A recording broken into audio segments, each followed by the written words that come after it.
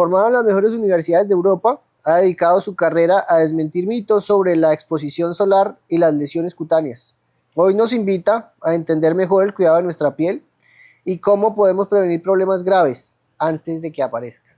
Mauricio, ¿cuál es la verdad oculta sobre el cáncer de piel? Realmente las personas creen y piensan que, digamos, la exposición solar eh, durante un periodo de tiempo no genera ningún problema de piel. Sobre todo la primera exposición, que es en los primeros años de vida. Yo le llamaría la verdad oculta a eso. Que la mayoría de las personas creen que el cáncer de piel está relacionado con la exposición solar en los años, digamos, después de la madurez. Y mucha de esta exposición solar en los primeros años de vida la que causa o la que tiene esa incidencia importante en el cáncer de piel.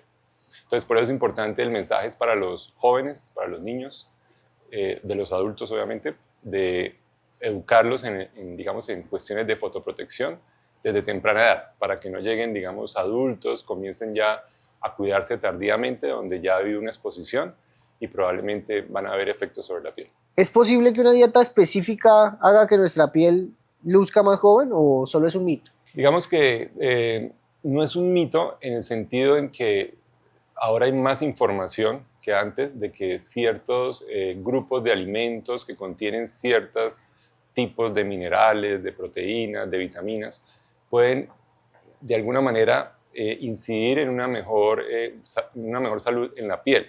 Lo que pasa es que todavía falta mucho para llegar, digamos, a indicaciones precisas. O sea, realmente lo que actualmente se maneja es más información de tipo red social, ¿sí? más temas, digamos, ahí donde viene realmente el mito, donde mucha gente está tomando de pronto información que no está demostrada aún y está empezando a exponerla a las personas para que las personas crean que eventualmente consumiendo cierto tipo, digamos, de mineral, magnesio, no sé, algún otro mineral, pueda mejorar la piel. Lo que sí se sabe desde hace mucho tiempo es que una buena hidratación, por ejemplo, es clave para la piel, para tener una buena salud. Y obviamente lo que siempre nos han dicho las personas mayores, nuestros abuelos, una alimentación balanceada, claramente buenas proteínas, buena cantidad de vegetales, frutas. O sea, lo mismo de siempre, digamos, el balanceamiento de la dieta influye mucho en el bienestar en general, obviamente en la salud general y en la salud de la piel también. Pero para ser ya concretos con la respuesta, no hay algo en este momento que podamos indicar como alimento que pueda definitivamente tener un impacto, digamos, muy positivo en la salud de la piel. ¿Qué tanto daño o qué tanto nos están envejeciendo la luz azul de las pantallas? La luz azul es un tipo de longitud de onda del espectro electromagnético que ya se ha demostrado que genera unas sustancias que se llaman radicales libres de oxígeno, y esos radicales libres de oxígeno usualmente en las células humanas generan cambios en la membrana de las células. En el caso específico de la piel, eso lo que traduce es en un envejecimiento prematuro de esas células y por ende en todos los, pues, digamos, los signos asociados al envejecimiento, que son las manchas que salen en la piel, las arrugas, el debilitamiento un poco de la piel. Entonces, digamos, el enfoque actual es no solo la fotoprotección en términos de protegerse del sol, sino también en términos de protegerse de la luz azul, la luz blanca, que es la que principalmente puede generar algún tipo de fotoenvejecimiento. ¿Es cierto que hay algunas personas que nunca van a tener cáncer de piel por más de que se expongan al sol, por su tipo de piel? Claramente, como cualquier otro tipo de cáncer y enfermedad humana, tiene factores de riesgo, ¿sí? Obviamente hay grupos poblacionales que tienen más riesgo para el cáncer de piel. Generalmente son las personas de fototipos, que llamamos nosotros fototipos claros, personas que son de piel blanca, que se exponen un poquito al sol y prácticamente su piel se quema en pocos minutos. Y personas que generalmente tienen además el cabello claro o lo tuvieron cuando eran niños, ojos claros. Ese es el fototipo de riesgo para el cáncer de piel. ¿Qué quiere decir eso? Que los fototipos más oscuros, que llamamos fototipos 4, 5, 6, que son personas ya de pieles más oscuras, pues el riesgo es menor, pero no es cero. Es decir, una persona igual morena, trigueña, puede también tener un cáncer de piel probablemente no la misma intensidad o incidencia que una persona blanca, pero igualmente puede desarrollarlo también. Se ha escuchado que es importante el sol para la salud de la piel. ¿Cuántos minutos de sol al día son realmente necesarios para obtener beneficios? Lo que se ha visto actualmente es que digamos, la disminución de la vitamina D en la población es bastante marcada. Hay cifras, no conozco de pronto acá en Colombia, pero por ejemplo en México más o menos un 70% de la población tiene deficiencia de vitamina D. Y eso es básicamente por la no exposición solar. Entonces, actualmente recomendamos una exposición solar, digamos, como terapéutica, puede ser máximo 15-20 minutos de sol. Siempre yo les recomiendo a los pacientes que sea un sol bajo, es decir, donde la radiación no sea muy fuerte. Por ejemplo, las primeras horas del día, 6, 7, 8 de la mañana. Como le digo, una exposición corta, no tienen que estar mucho tiempo al sol. Puede ser una actividad física, por ejemplo. Intentar salir con ropa deportiva donde queden áreas expuestas para que reciban ese sol y se genere el tema de la vitamina D, pero siempre protegiendo lo que es el rostro con fotoprotector, porque la cara usualmente es el sitio anatómico donde más puede generarse problemas de cáncer asociados a la radiación ultravioleta, al sol. Entonces, puede ser más o menos un tema de 3-4 veces por semana, 15-20 minutos de sol, tempranero, o ya un sol más tardío después de las 4 de la tarde. Jamás, en lo posible, o lo que se pueda, evitar el sol entre las 10 de la mañana y 3 de la tarde, que es el sol más lesivo, y que realmente puede que también nos ayude con la vitamina D, pero nos va a generar un daño en la piel. Entonces hay que siempre balancear el tema. ¿Es posible desarrollar cáncer de piel sin haber estado expuesto al sol? Sí, Por claro. ejemplo, estas personas que trabajan demasiado tiempo en interiores, casi nunca se dan el sol, pero igual desarrollan cáncer de piel. Sí, cáncer de piel implica muchos tipos de cáncer de piel, ¿sí? Y hay unos que están relacionados con la exposición solar, otros no lo están relacionados. El más frecuente está relacionado con la exposición solar, pero hay otros tipos de cáncer que, aunque no son tan frecuentes, pueden dar en personas, por ejemplo, que tengan alguna susceptibilidad genética, alguna enfermedad, por ejemplo, genética que los predisponga o que tengan algún síndrome familiar que los predisponga a cáncer. Generalmente, por ejemplo, personas que toman algún medicamento para temas de alguna enfermedad inmunológica y que digamos, al tomar mucho tiempo el medicamento pueden desarrollar también un problema de cáncer de piel. No es el cáncer frecuente, o sea, el cáncer más frecuente está relacionado con la exposición solar y si controlamos ese factor ambiental, pues claramente vamos a reducir bastante la incidencia de cáncer de piel. ¿Cómo yo puedo detectar si un lunar es peligroso o puede convertirse en melanoma? Bueno, hay una regla, una mnemotecnia muy vieja que se llama el ABCDE de los lunares, que es una mnemotecnia que se enseña a las personas, que es básicamente si un lunar o una lesión oscura o pigmentada, e incluso una lesión que no sea pigmentada, puede ser roja, puede ser otro color, en la piel, comienza a tener cambios, sobre todo cambios rápidos en el tamaño, por ejemplo, que siempre estuvo quieta y empezó a crecer de la noche a la mañana sin ninguna explicación, o que comienza a tener síntomas, por ejemplo, que nunca molestaba y después comenzó a doler, a picar demasiado, sobre todo frecuentemente, a sangrar sin explicación, o una lesión que cambia de color también en forma rápida, son signos como de alerta realmente. Ese es como el signo principal de esa mnemotecnia, que se llama que es la letra E, que es la evolución. O sea, si una lesión cambia muy rápido en el tiempo, rápido es básicamente en menos de 3 meses o 3-4 meses hace cambios, sobre todo en población mayor, población de más de 50 años de edad, tienen que consultar inmediatamente para una revisión. ¿Sí? Probablemente la gran mayoría de las veces no es nada malo, pero pues hay que consultar. ¿Quitar los lunares reduce la probabilidad de tener No, cáncer de piel? absolutamente nada. Eso sí es un mito, y un mito que hay que cambiar.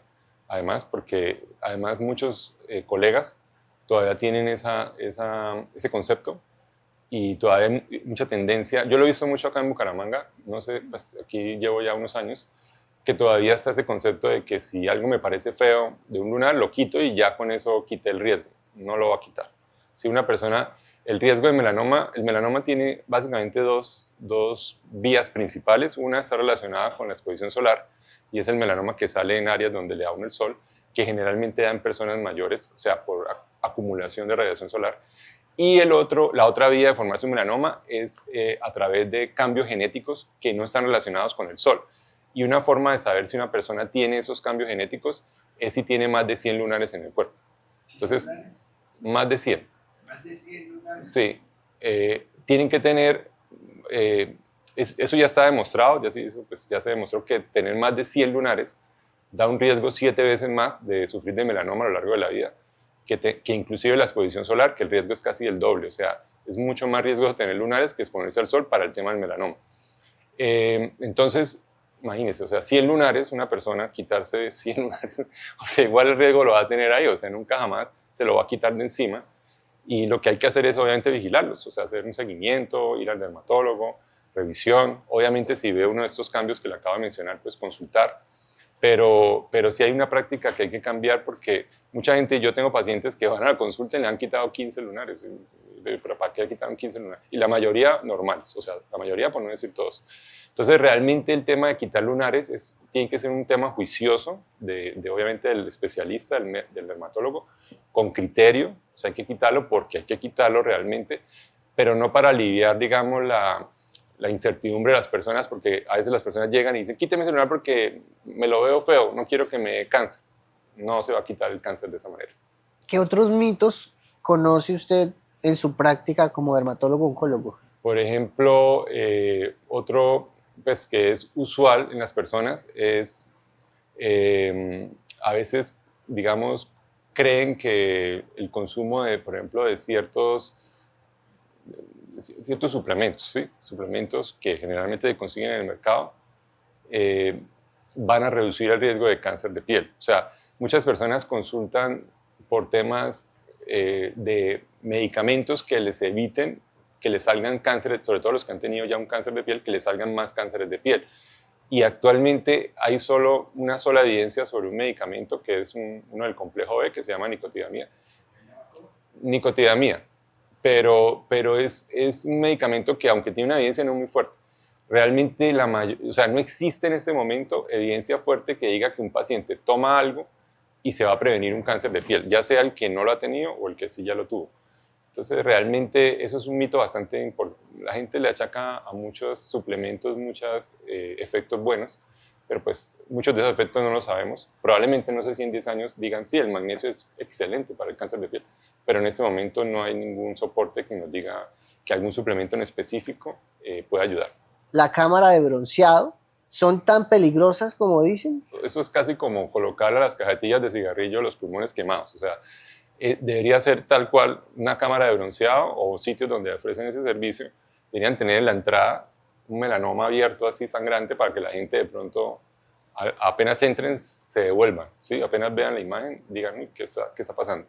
Realmente las cámaras de bronceo eso está proscrito, hay muchos países que ya regularon eso, Colombia pues no lo ha hecho con muchas cosas, pero por ejemplo hay países como Australia donde hay una regulación digamos, muy determinante que no se pueden usar cámaras de bronceo. ¿Sí? De hecho, ahora se usan menos, todavía existen, pero la radiación de la cámara de bronceo es muy lesiva para la piel, bastante lesiva. Es simplemente imaginar una luz, es como o sea, emite el mismo espectro electromagnético del sol, los mismos rayos UVB, UVA y la luz azul también, que generan el cáncer, pero a una distancia corta a la piel. ¿Sí? Entonces, y además con periodos, se hacen varias sesiones, y generalmente los que empiezan, la gran mayoría, los hombres también lo hacen, pero yo he tenido más casos de mujeres que lo hacen a temprana edad. Entonces, entre más temprano, también hay estudios que han demostrado que entre más temprano usted comience una cámara de bronceo, más riesgo tiene de desarrollar melanoma. ¿Sí? Y he tenido pacientes de 30 años con melanoma. Entonces, lo primero que les pregunto a uno es, bueno, ¿y usted usó cámaras de bronceo? Sí, a los 18 años me hice unas sesiones de bronceado. Eso casi siempre uno le pega a eso. O sea, es difícil que un paciente joven, mujer, que ha tenido melanoma, no se haya hecho o por lo menos una cámara de bronceo o se bronceaba al rayo del sol. Es muy difícil que no sea así. Entonces, definitivamente no se deberían usar y debería, pues, digamos, un sueño sería que las mismas personas fueran conscientes de eso y así como fumar. Yo siempre les digo a los pacientes, pero ¿por qué no va y se fuma un cigarrillo o un paquete? Uy, eso es malísimo para los pulmones. Y las cámaras de bronceo, ¿no? Entonces, yo siempre las equiparo como el cigarrillo del cáncer de pulmón. Para mí, la cámara de bronceo es como el cigarrillo para el cáncer de piel. Mi intuición me dice que la depilación con láser también debe ser algo demasiado brusco, invasivo para la piel. Digamos, todas las fuentes de luz que se usan actualmente para tratamientos dermatológicos y dermocosméticos son seguras porque volvemos al tema del espectro electromagnético, es un espectro amplísimo y en ese espectro está la luz solar con sus rayos UVA y UVB, está la luz visible que viene después de eso y detrás de la luz visible está todo lo que se llama el infrarrojo. El infrarrojo son la mayoría, son todos prácticamente los dispositivos que se usan actualmente para temas de dermocosmética, o sea, los láseres, por ejemplo, el láser para depilación y muchos otros láseres que se usan. Y esa energía no daña el núcleo celular de la célula, en el caso pues, de la piel. Y realmente es una energía que es muy selectiva. O sea, por ejemplo, un láser de depilación trabaja en una longitud de onda que simplemente le llega al pelo. Casi no genera problema alrededor del pelo. Entonces, y hay otros láseres que son también selectivos para manchas, bueno, en fin. Entonces, la selectividad ha mejorado muchísimo con los láseres y en este momento no hay, digamos, un riesgo grande como sí con el sol, por ejemplo, con el tema de cáncer de piel. O sea, se puede hacer sin problemas. Cada vez la tecnología va mejorando mucho más y se va mejorando mucho también el tema de seguridad. Externamente, yo no sé qué es un cáncer de piel. O sea, no tengo ni idea. Pero me imagino que es algo chiquito que se expande. Sí. ¿Eso chiquito que se expande puede quedarse chiquito y ser cáncer? Digamos, como término global, cualquier cosa que se llame cáncer va a crecer. ¿Sí? Una de las propiedades biológicas que tienen las células malignas es crecer. O sea, por eso algunos cánceres son agresivísimos y se expanden por todo el cuerpo. Porque la célula maligna tiene la capacidad de reproducirse sin control. O sea, no hay nada que la frene.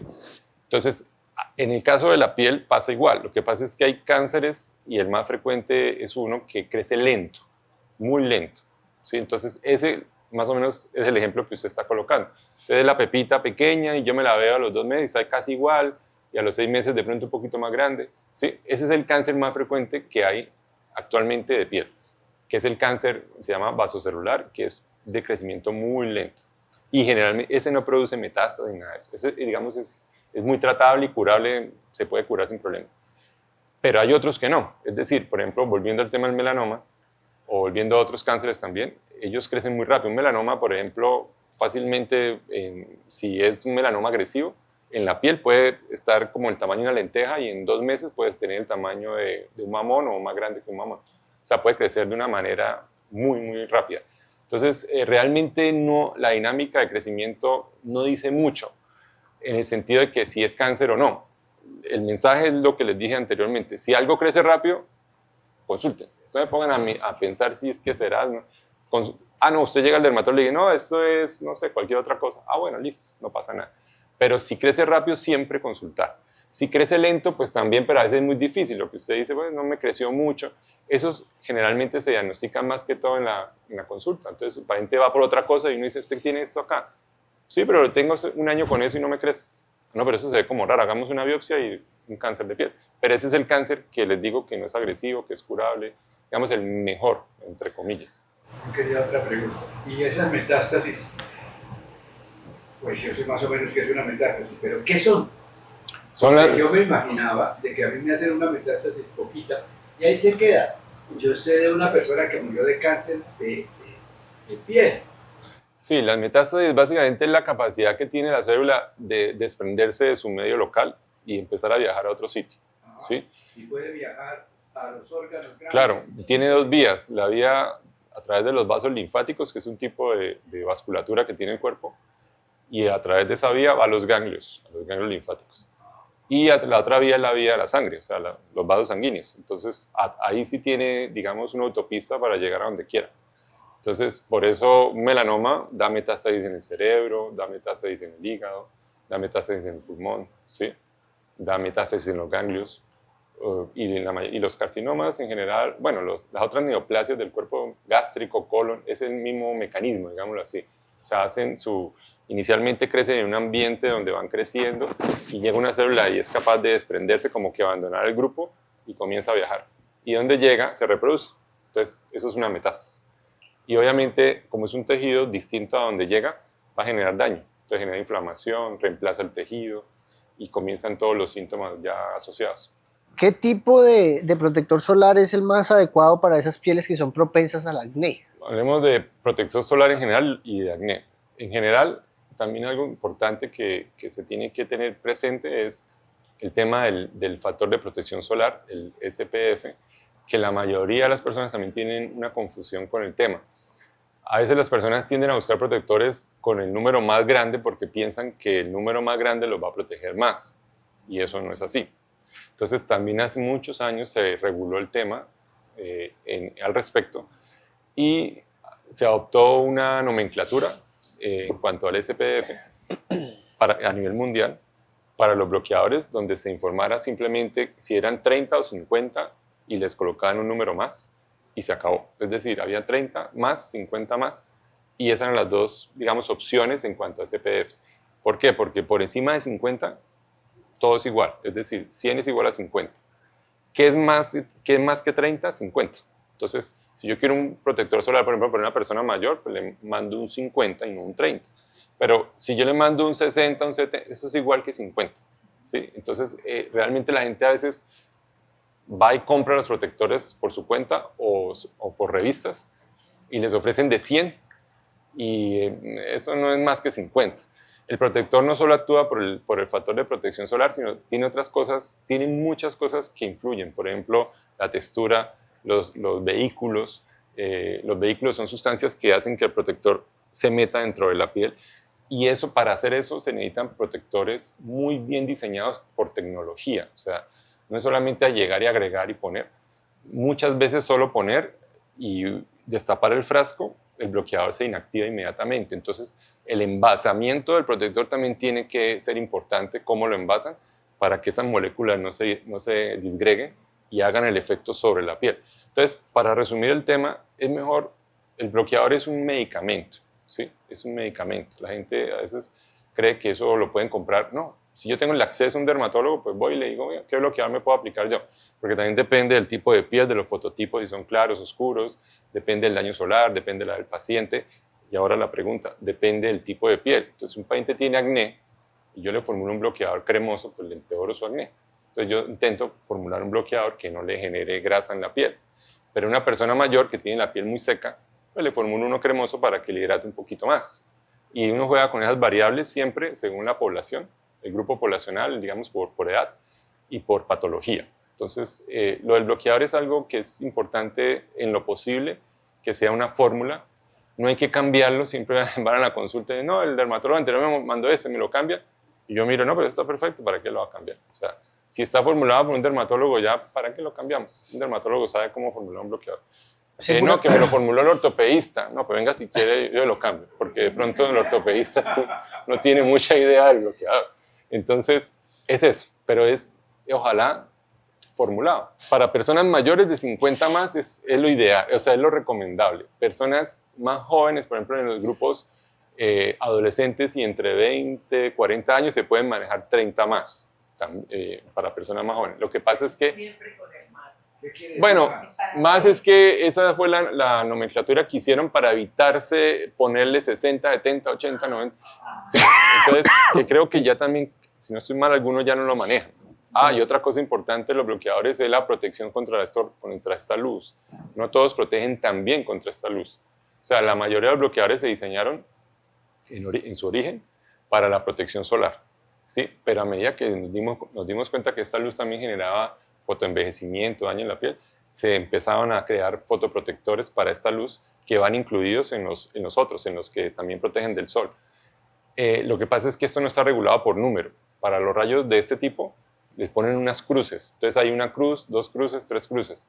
Lo ideal es que para esta luz sea 3 cruces, lo ideal, ¿sí? Algunos bloqueadores lo marcan, otros no lo dicen. Entonces, a veces la gente no lo sabe, uno sí lo sabe. Entonces es mejor, como le digo, al final consultar. Para los niños siempre recomienda pediátricos porque tienen, digamos, los filtros químicos que se manejan en niños son distintos, un poco distintos por el tema de que ellos absorben en la piel cualquier cosa que les ponga, casi todo lo absorbe. Entonces ellos manejan filtros químicos, entonces para niños, sí es recomendable usar de niños. O sea, niños, no un adulto, no, niños.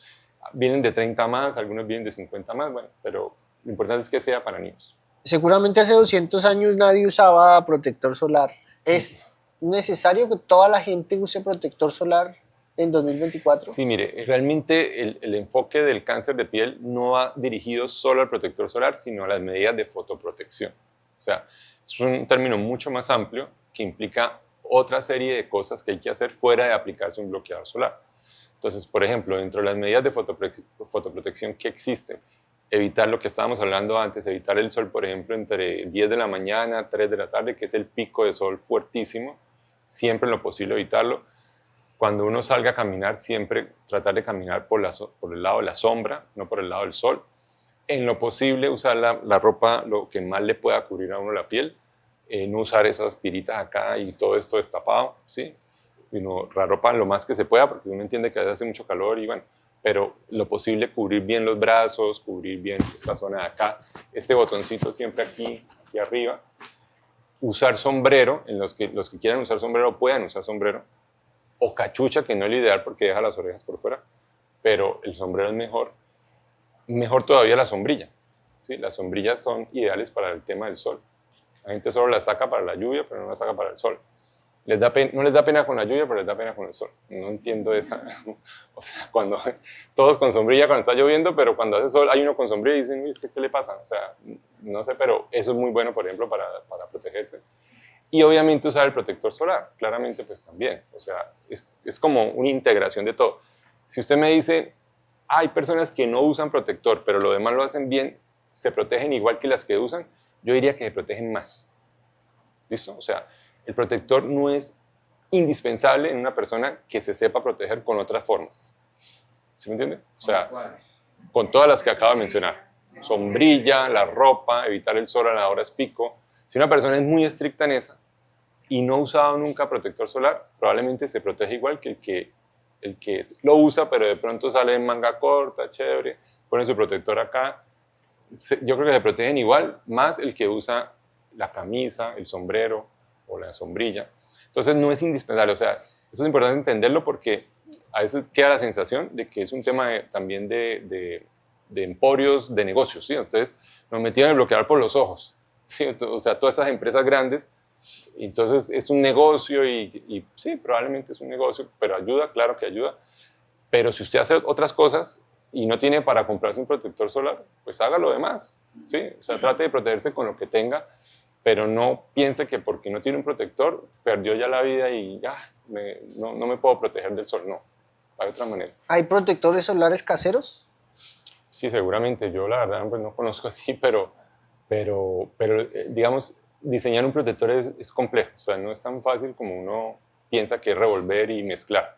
O sea, sí, eso se necesita saber, gente que sepa cómo mezclar, qué mezclar, se necesita, porque es que las moléculas son muy inestables, sobre todo porque la mayoría tienen filtros físicos y químicos, y a veces meterlos a los dos y que se mantengan activos, eso no es tan fácil.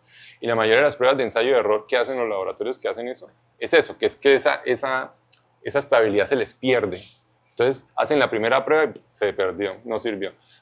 Vamos a hacer tal cosa, se perdió la estabilidad. Luego la pudieron mantener estable y resulta que lo envasan y como a los 3 días como está destapado y por el medio ambiente entra oxígeno, se les dañó digamos el ensamble.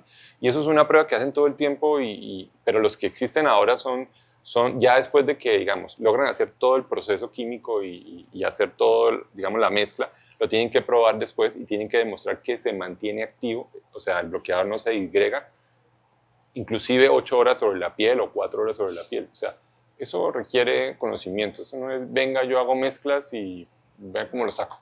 El caso de una pigmentación en el rostro, por ejemplo, que no se va con el tiempo, que permanece, ¿puede ser un tipo de cáncer de piel? Digamos, la mayoría de las cosas en la piel no van a ser cáncer de piel, ¿listo? O sea, muchas manchas, por ejemplo, en las personas y que se alarman, la mayoría, generalmente son manchas asociadas o al envejecimiento normal de la piel o a temas de herencia, porque en la familia hay gente que tiene muchas verruguitas, manchitas, o gente que se expuso mucho al sol y esa es, digamos, la manifestación de su daño solar, pero no son manchas malas, ¿sí? La mayoría de las veces, y eso lo ve uno todo el tiempo. Lo que pasa es que el mensaje no puede uno dar el mensaje de esa manera, o sea, el mensaje tiene que ir a la inversa, es decir, si usted se ve una mancha que le parece que es rara, que usted la ve distinta a las demás, que le ha cambiado color, que de pronto le creció, pues consulte, ¿sí? Porque si uno dice, no, tranquilos, las manchas no tienen problema, el 95% de las veces no es cáncer de piel, mucha gente se va a quedar en la casa esperando, de pronto, por ahí un doctor dijo en la zona W que eso no era nada malo, y resulta que no consultó y, boom, era el cáncer de piel. Entonces, cualquier duda que tengan de cualquier lesión, y si tienen la posibilidad de consultar a un dermatólogo, hay que hacerlo.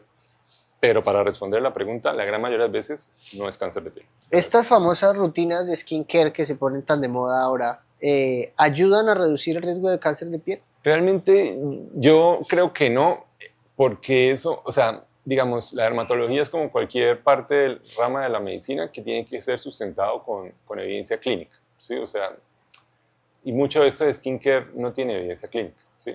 De pronto recogen cosas, volvemos también, hemos hablado de eso, de que de pronto dicen en un estudio que, por decir algo, la vitamina E protege contra el cáncer de piel, y eso existe realmente en un estudio, pero todavía no hay suficiente evidencia de que eso sea así. Alguien lee eso y dice, la vitamina E protege el cáncer, y saca un skincare con vitamina E, por decir algo. Entonces, ese es el tema, que todavía no hay mucha información en ese tema del skincare. Siempre, como también lo mencioné, para evitar el cáncer de piel, lo principal ahorita, la principal herramienta es protegerse del sol, claramente, desde pequeños, eso está claro. La principal herramienta, protéjase del sol bien desde pequeños y probablemente no va a tener ningún problema a futuro. Obviamente si es un paciente que no tenga ninguna predisposición genética.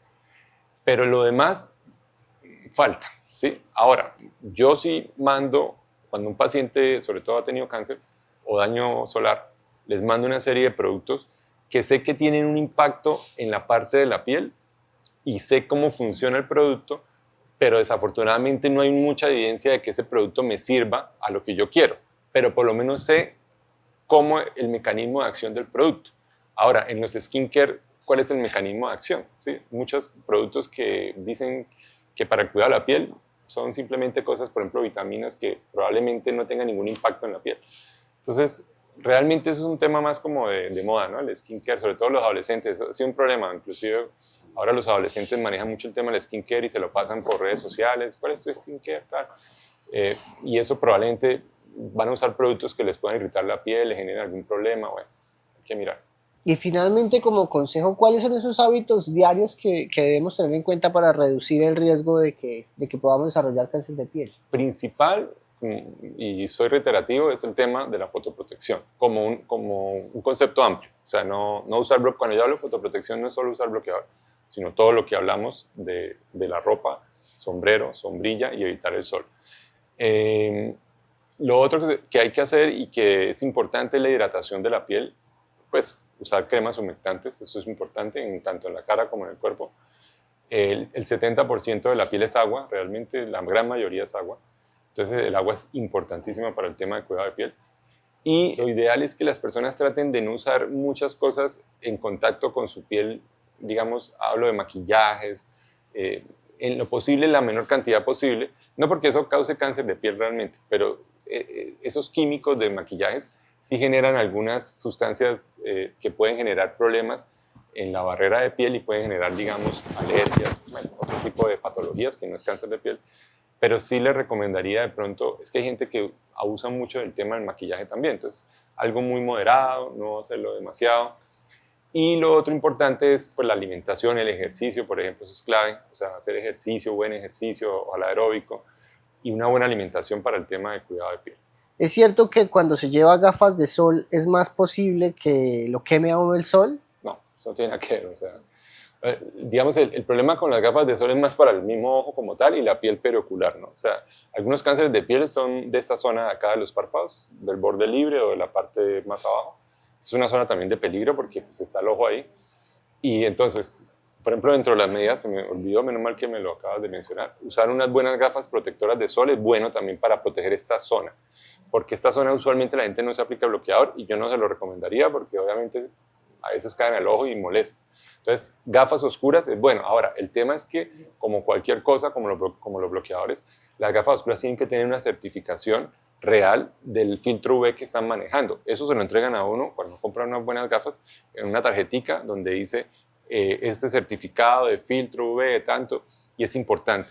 ¿Por qué? Porque si uno usa gafas que no tienen filtro solar, obviamente pues el daño va a estar ahí, pero algunos lentes sí pueden como hacer que la luz solar se vuelva convexa y pueden generar más impacto, o sea, al atravesar el sol, más impacto en algún punto de la piel de ese daño solar. Entonces, es bueno usar gafas oscuras con filtros reales, digamos, certificados, que sean buenos, y no usar pues cualquier gafa oscura por ahí. Yo tengo una pregunta. ¿La dermatitis atópica hace más propenso al cáncer de piel? No, la dermatitis atópica es una enfermedad, es una alergia del sistema inmune, ¿no? O sea, una alteración del sistema inmune donde hay un problema en la barrera de la piel y es lo que llamamos dermatitis endógenas. No hay un riesgo del que sufre dermatitis atópica para cáncer de piel. Lo que pasa es que probablemente algunas personas, sobre todo cuando la dermatitis atópica sigue afectando a la persona de adulto, porque la gran mayoría de las dermatitis atópicas se quedan en la adolescencia, o sea, dan en niños y se quitan cuando se desarrollan. Pero un porcentaje pequeño siguen siendo o sufriendo dermatitis atópica toda la vida. Algunas protectores les molestan. Entonces, al aplicárselo les da alergia o les molesta o les arde y tienden a no usarlo y eso sí obviamente los pone en predisposición, ¿sí? Porque si no usan su fotoprotector bien, pues obviamente está el riesgo. Pero no porque haya una asociación de esa enfermedad directamente con cáncer de piel, no. El melanoma in situ es como la primera etapa del melanoma. ¿Qué momento deja de ser in situ? Sabemos que cada melanoma es distinto. Es decir, el melanoma que da en la cara es distinto al melanoma que da en el dedo gordo del pie, es distinto al melanoma de la planta del pie, es distinto al melanoma que da en la espalda, es distinto al melanoma que da en otra parte del cuerpo. Es distinto al melanoma del ojo y es distinto al melanoma de las zonas mucosas. Cada melanoma tiene, digamos, un perfil genético distinto que lo hace comportarse distinto. Ahora, hay unos melanomas dentro de todos esos tipos de melanoma que inicialmente hacen una fase de crecimiento que se llama radial, que es una fase de crecimiento horizontal. Eso es el in situ. Ahí se pueden quedar mucho tiempo. ¿Sí? Esos. O sea, pueden demorarse, digamos, eso es muy variable, pero pueden demorarse 1 año, 2 años, 3 años, incluso más, y no son invasores. ¿Por qué? Porque sus mutaciones genéticas no son lo suficientemente fuertes para hacer que esa célula que está creciendo así empiece a crecer hacia abajo y se vuelve invasora. Pero hay otros que sí lo hacen, ¿sí? Sobre todo los del tronco, los que dan en el tronco y en esta parte de acá de las piernas. Ellos tienen otra mutación donde ellos crecen así y en algún momento comienzan a crecer hacia abajo. Entonces, esos son los invasores, que es donde el riesgo ya aumenta, digamos, para el pronóstico, digamos, va a empeorar si es más invasor. Y hay un tipo de melanoma que se llama nodular, que ese sí crece, ese no tiene esta fase así, él sale e inmediatamente se mete. Ese es el peor de todos, ese es un melanoma súper agresivo. Pero, digamos, algunos, digamos, por ejemplo, el de la uña, el de la planta de los pies, el de la cara, nos da el tiempo de diagnosticarlo, inclusive de tratarlo, porque son melanomas que crecen muy lento primero. O sea, son súper lentos. Los de acá del tronco sí son un poquito más rápidos. A eso toca, digamos, como correrles un poquito más, espalda, pecho, abdomen, muslos, en esta zona de acá. ¿Existe una correlación entre los tatuajes y el cáncer de piel? Digamos que los tintes de tatuajes generen o tengan un efecto carcinogénico, no. ¿Qué se recomienda actualmente? Bueno, y sobre todo porque los tatuajes también han evolucionado, ¿no? O sea, actualmente es mucho más profesional el tema y los tintes que se usan son pues mucho mejores, digamos. Igual yo no recomiendo el tatuaje, pero bueno, el que se lo haga está bien, pero con alguien que sea un profesional. Pero ¿qué nos recomendamos en personas que tienen muchos lunares? No tatuarse, ¿sí? ¿Por qué? Porque los colores de los tatuajes pueden ocultar cambios en lunares donde eventualmente si ese lunar cambia nunca se va a poder detectar a tiempo. Pero no es en todas las personas, en los que tienen muchos lunares. ¿Por qué? Por el riesgo que ya les comenté antes, que tienen más riesgo de desarrollar cáncer de piel. Entonces, o si un paciente, por ejemplo, una persona tiene muy pocos lunares, pero tiene toda la familia que ha tenido melanoma, cáncer de piel, una cosa y otra, tiene una carga genética muy alta a nivel familiar, yo no le recomendaría que se tatuara en ningún lado, porque es que el cáncer de piel no solo sale en los lunares, también sale en la piel sana. Entonces, si usted se tatúa, por ejemplo, el brazo, usted dice, no, yo no tenía ningún lunar, no sabemos cuándo salga, no lo podemos detectar rápido, ¿sí? Entonces, depende mucho de, digamos, la circunstancia de cada persona. Bueno, Doc, pues muchas gracias. Bueno,